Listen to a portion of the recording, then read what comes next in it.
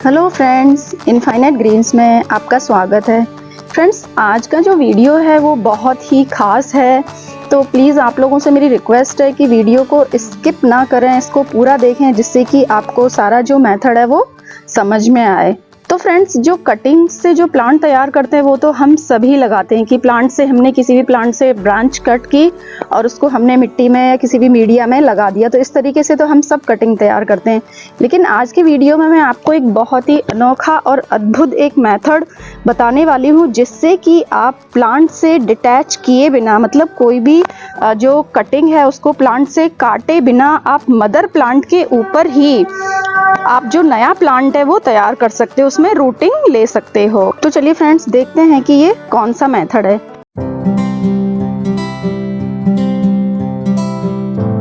Propagation का ये जो मेथड है उसको हम एयर लेयरिंग कहते हैं। गूटी बांधना भी इसको कहते हैं, चाइनीज लेयरिंग, मार्कोटेज लेयरिंग या पॉट लेयरिंग भी इसको कहते हैं। बहुत सारे नामों से इस मेथड को जाना जाता है। ये मेथड स्पेशल इसलिए है क्योंकि इसमें जो कटिंग हम तैयार करते हैं, जो प्लांट हम तैयार करते हैं, वो हमारे मदर प्लांट से अटैच्ड रहता है। जैसे आपका प्लांट लगा हुआ है किसी भी पॉट में और आप उससे नए प्लांट उस पर लगे हुए को से ही तैयार करते हैं, तो जो सक्सेस परसेंटेज होती है, जो सक्सेस रेट होती है, वो नॉर्मल जो मेथड्स होते हैं कटिंग के उनसे इसमें ज़्यादा रहती है। आप ये मानिए कि जो सक्सेस का रेशो है वो 99.9% रहता है। 0.1% तो हम नेचर को नहीं चैलेंज कर सकते, नेचर है ये, इसमें कुछ तो इसकी मर्जी से भी होता है। ये जो एयर लेयरिंग का मेथड है इसके लिए कुछ कंडीशंस होती हैं जो ज़रूरी होती हैं, जिनको हमें ध्यान में रखना होता है। सबसे पहला जो पॉइंट है जो हमें ध्यान में रखना है, इसके लिए सीज़न, कि जो रेनी सीज़न होता है वो इसके लिए बेस्ट होता है, क्योंकि रेनी सीज़न में जो इन्वायरमेंट रहता है उसमें ह्यूमिडिटी रहती है, मॉइस्चर रहता है, तो हमारी जो कटिंग्स होती है उनमें रूटिंग के लिए ये हेल्प करता है। और स्पेशली नॉर्थ इंडियन कंडीशंस में तो रेनी सीज़न ही बेस्ट रहता है, क्योंकि यहाँ पर विंटर में एक्सट्रीम विंटर होगा, फिर समर में बहुत ज़्यादा गर्मी पड़ती है और स्प्रिंग में भी बहुत कम समय के लिए स्प्रिंग रहता है, फिर तुरंत गर्मी बहुत ज़्यादा हो जाती है। बाकी के एरियाज़ में जहाँ स्प्रिंग में मौसम अच्छा रहता है वहाँ स्प्रिंग में भी हम इस एयर लेयरिंग को कर सकते हैं। दूसरा जो ब्रांच का सिलेक्शन है वो हमें पेंसिल साइज की ब्रांच सेलेक्ट करनी है। वैसे तो आप मोटी जो ब्रांच होती है उस पर भी इस मेथड को अप्लाई कर सकते हो, लेकिन जो बेस्ट रिजल्ट होते हैं वो पेंसिल साइज की जो थिकनेस की ब्रांच होती है उस पर आते हैं। जो मोटी होती हैं ब्रांचेज उनमें रूटिंग में थोड़ा सा टाइम लगता है, या उसमें आपको रूटिंग हार्मोन भी अप्लाई करना पड़ सकता है। और दूसरा जो एज है ब्रांच की, या जिस भी शूट पर आप एयर लेयरिंग कर रहे हैं उसकी 1 से 2 साल वो पुराना, वो मतलब उसकी जो ब्रांच है उसकी एज 1 से 2 साल होनी चाहिए। तो चलिए फ्रेंड्स, देखते हैं कि इस एयर लेयरिंग को किस तरीके से हम करते हैं। तो देखिए फ्रेंड्स, इस जो फाइकस का प्लांट है उसमें मैं आपको एयर लेयरिंग करके दिखाऊंगी। और भी प्लांट्स रहते हैं, क्रोटन है, कैमेलिया का प्लांट है, अजालिया, और भी फ्रूट प्लांट्स भी रहते हैं बहुत सारे, जैक फ्रूट, फिग, लेमन, इन पर आप एयर लेयरिंग कर सकते हैं। तो आज हम ये फाइकस के प्लांट पर देखेंगे। तो देखिए, ये वाली ब्रांच मैंने सेलेक्ट की है, इसमें बहुत सारी ब्रांचेज हैं, आप किसी पर भी एयर लेयरिंग कर सकते हो। ये पतली वाली पेंसिल साइज की जो है उन पर, और जो थिक ब्रांचेज हैं उन पर, तो मैं आपको इस पर करके दिखाऊंगी। तो सबसे पहले क्या करना है हमें कि जहाँ जो मेन ट्रंक से जो ब्रांच निकल रही है उससे हमें 5 to 6 सेंटीमीटर डिस्टेंस छोड़ देनी। जैसे मान लीजिए यहाँ से ये अटैच है ब्रांच, तो इतनी डिस्टेंस हमें इसकी छोड़ देनी है, उसके बाद हमें एयर लेयरिंग करनी है। और जहाँ हम एयर लेयरिंग करने वाले हैं उसके नीचे जितनी भी पत्तियाँ अगर लग रही हैं ब्रांच पर, जैसे देखिए इस पर तो है नहीं ज़्यादा, ये 1-2 पत्ती हैं, तो वो हमें पूरी हटा देनी है। जैसे ये देखिए ये लग रही है, तो मैं इसको हटा देती हूँ। और जो कट लगाना है हमें वो 2.5 to 3 सेंटीमीटर का कट लगाना है। पहले आप किसी शार्प नाइफ की हेल्प से ऐसे पूरा सर्कल में कट लगा लीजिए, ऐसे इस तरीके से। देखिए लग गया पूरा राउंड। उसके बाद ऐसा वर्टिकल एक स्लिट लगा देनी है इस तरीके से, इसकी बार्क के ऊपर ऐसे, ये देखिए जैसे ये लगाइए ना, इस तरीके से। उसके बाद हमें इसकी जो बार्क है उसको रिमूव करना है।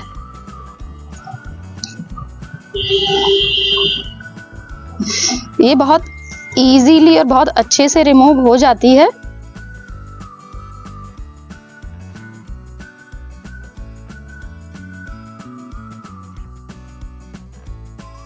तो देखिए इस तरीके से इसकी ये बार्क निकल गई है। इसको हम यहाँ से कैंची की हेल्प से कट कर देंगे। एकदम क्लियर कट बार्क रिमूव हो जानी चाहिए। ये देखिए इस तरह का जो कैम्बियम है ना, वो कैम्बियम नजर आने लग जाना चाहिए हमें, क्योंकि अगर इसके ऊपर फ्लोएम की परत रह गई, जैसे देखिए इधर पीछे थोड़ा रह गई है, तो क्या होगा ना कि वापस से इस पर बार्क का फॉर्मेशन हो जाएगा, मतलब ये छाल बन जाएगी वापस से, और हमारी जो रूटिंग है वो नहीं होगी। तो इस तरीके से देखिए आप बिल्कुल जो कैम्बियम है वो नजर आ जाना चाहिए। ये देखिए ये स्फैग्नम मॉस है, मॉस ग्रास जिसे कहते हैं, तो ये हम इसके ऊपर लगाएंगे। तो ये जो ग्रास होती है, पहले इसको, ये देखिए ड्राई है ये, तो हम पानी की हेल्प से इसको पूरा सैचुरेट कर लेंगे, गीला कर लेंगे।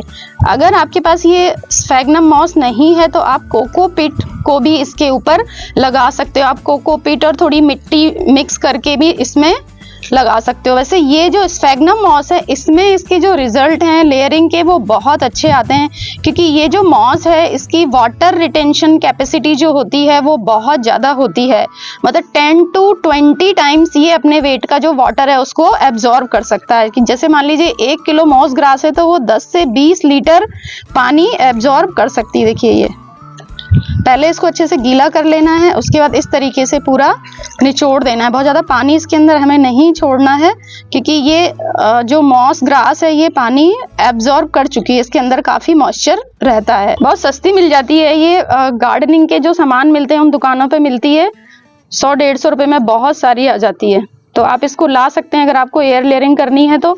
और अगर आपको ये नहीं मिलती है तो आप कोकोपीट और मिट्टी मिक्स करके भी इस्तेमाल कर सकते हैं। देखिए इस तरीके से हम इसकी एक ऐसी चौड़ी सी लेयर सी बना लेंगे इसके चारों तरफ लपेटने के लिए। इसकी वाटर रिटेंशन कैपेसिटी के कारण ही ये जो ग्रास है ये रूटिंग में हेल्प करती है। अब इसके चारों तरफ हमें इसको इस तरीके से यूं लपेट देना है, एक गुट्टी जैसा बना देना है। देखिए इस तरीके से ऐसे ऐसे पूरा कवर हो गया हमने जो गर्डल किया था वो पोर्शन। ये देखिए फ्रेंड्स इस तरीके से वो मॉस ग्रास मैंने इस पे लगा दी है। अब ट्रांसपेरेंट पॉलीथीन से हम इसको रैप करेंगे। इस तरह की नॉर्मल पॉलीथीन ले सकते हैं आप, कोई भी इसके लिए कुछ ऐसे अलग से कुछ नहीं चाहिए। अच्छा से इसको रैप कर देंगे। अब ये मैं जैसे ये सुतली ले रही हूँ, आप कोई भी चीज़ ले सकते हैं, कोई भी धागा ले लीजिए, कोई भी वायर है उसकी हेल्प से, किसी से भी हमें इसको अच्छे से टाइटली एकदम बांधना है।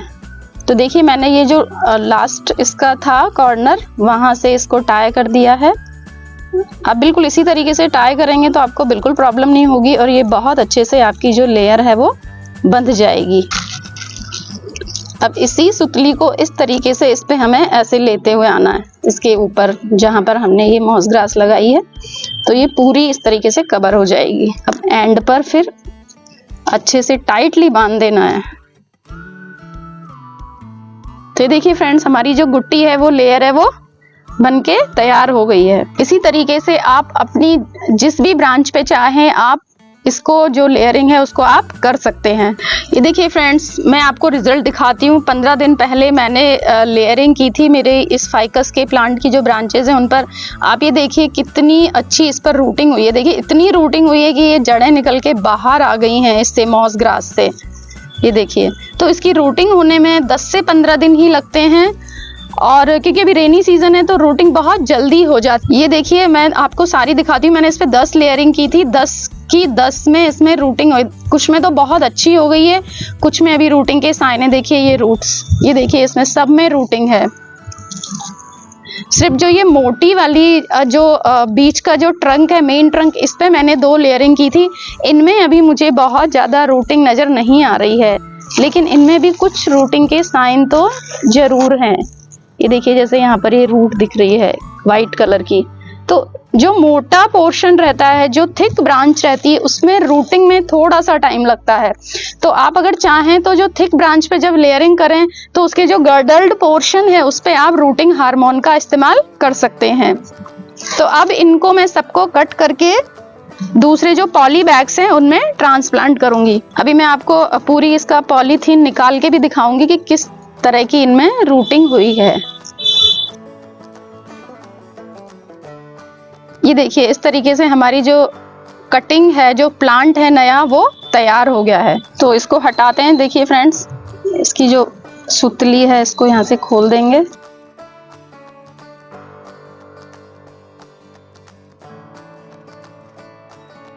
देखिए फ्रेंड, कितनी सुंदर रूट्स बनी हैं इसकी।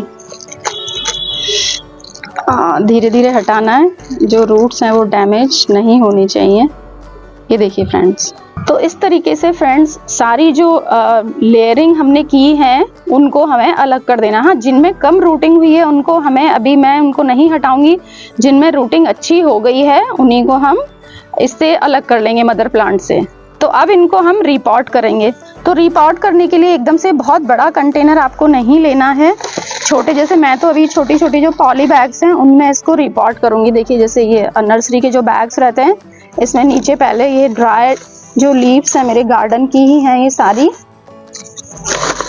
इनसे इसकी कुशनिंग कर देंगे जिससे इसके जो ड्रेनेज होल हैं वो कवर हो जाएं और टाइम के साथ ये पत्तियां डिकम्पोज होके अच्छा सा खाद बनाएंगी हमारे पौधे के लिए। अब इसमें जो मीडिया है उसको हम फिल करेंगे। तो मीडिया जो मैंने लिया है उसमें देखिए एक हिस्सा तो इसमें मैंने मिट्टी ली है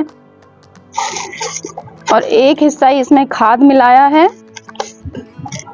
और एक हिस्सा राइस हस्क मिलाया है।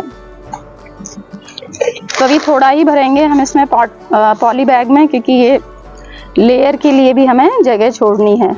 इस तरीके से इसको प्लेस कर देंगे और फिर जो मीडिया है उसको फिल कर देंगे इसमें। ये देखिए फ्रेंड्स, हमारी जो लेयर है, रूटेड लेयर, हमने इसमें ट्रांसप्लांट कर दी है। अब इसकी हम वाटरिंग कर देंगे। अब हमको ध्यान रखना है कि इसको एक तो एकदम तेज धूप में नहीं रखना है। 7-8 दिन के लिए जो हमारी ये कटिंग है उसको शेडी एरिया में रखना है आपको, या ग्रीन नेट के नीचे रखना है, जिससे कि जो इसका रूट सिस्टम है वो अभी तो वो स्फैग्नम जो मॉस है उसी के अंदर है, तो वो मिट्टी में अच्छे से एस्टैब्लिश हो जाए। उसके बाद इसको आप ओपन एरिया में रख सकते हैं। तो फ्रेंड्स, इस मेथड से हम इतने अच्छे, इतनी बड़ी कटिंग, मतलब डायरेक्ट आप इतना बड़ा प्लांट तैयार कर सकते हैं। नॉर्मल कटिंग से अगर आपको लगेगा कि हम नॉर्मल कटिंग ही क्यों ना लगा लें, इतनी मेहनत क्यों करें, लेकिन नॉर्मल कटिंग से जब आप इतनी बड़ी कटिंग आप लगाएंगे तो एक तो उसका चलने का जरूरी नहीं है कि वो सक्सेस हो, दूसरा इतनी मतलब लश ग्रीन वो नहीं रहेगी। आप इतने पत्तों के साथ उसको जब लगाएंगे तो उसकी मैक्सिमम लीव्स हैं जो येलो होके गिर जाती हैं, या आपको जो लीव्स हैं वो रिमूव करनी पड़ेंगी, उसके बाद आप कटिंग लगा पाओगे। इस तरीके से लश ग्रीन एकदम से प्लांट आपको नॉर्मल कटिंग से नहीं मिलेगा। और अगर आप बोनसाई बनाने के शौकीन हो या आप शुरुआत कर रहे हैं बोनसाई बनाने की, तो ये आपके लिए बहुत काम का मेथड है,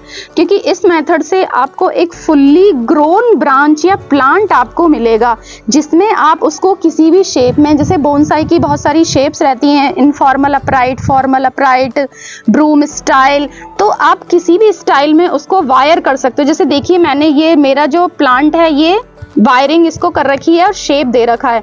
जो थिक ब्रांच होती है उसको आप इस तरीके से नहीं कर सकते।